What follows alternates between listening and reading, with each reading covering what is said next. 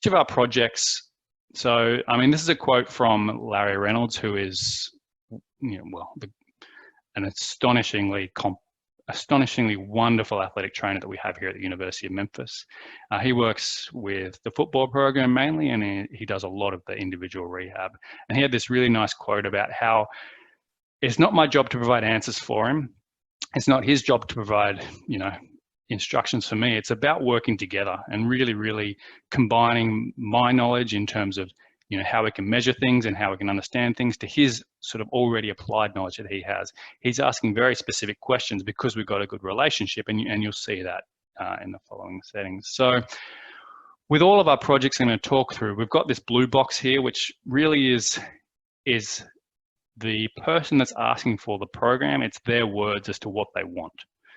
And then you'll see some graphs, and then you'll see, I guess, the scientific version of that up in the top in that gray box. So our first project was using the IMUs for ACL rehab. So you had one of our athletes that was coming back from injury, and you can see on the left graph, you've got, sort of early on in the program, and then on the right, you've got later in the program. And I guess what we're looking at is that difference between right and left impact load over a session. And I think what was interesting about using the IMUs in this case, so what Larry and I would do is after every session, we'd download our data, and then we'd sit and we'd look through both the drills, we'd look at it compared to the previous days. And it was really about making sure that he got out of the day what he thought he got out of the day. And so really simple things like sometimes we would look at a drill and you'd see a really marked difference in our right-left loading just for that drill. And so we're able to then take them for the next day. We would either change the drill slightly or change the feedback that we were giving the athletes in that drill to make sure we got the impacts that we thought we were getting. We had a really interesting day one day where we did the same day we did before, and the day before we had a really sort of normal asymmetry for an ACL athlete, and the second day we had a really balanced loading rate. And all we did differently was give our athlete a football to do his drills with. And that process of just simply holding a football all of a sudden took his mind off this knee and took his mind off all his problems, and it reminded him that he's a footballer and he's allowed to load that leg.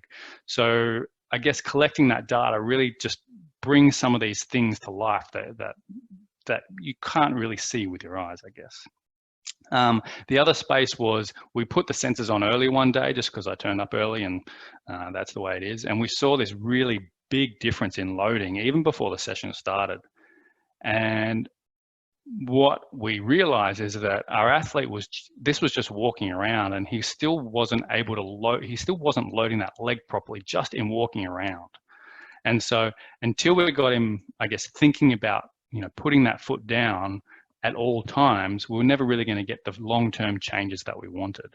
And so a lot of our summaries with our lower limb injuries are, I need you to walk with purpose, and I need you to stick your foot in the ground hard at our higher intensities. We see a relative balance sort of within our medium intensities, but we see a big imbalance in our low and high intensity, sort of favoring that healthy leg, so to speak.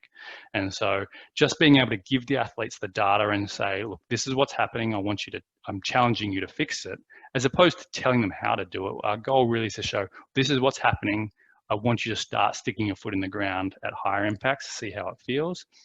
And I want you to start walking with purpose.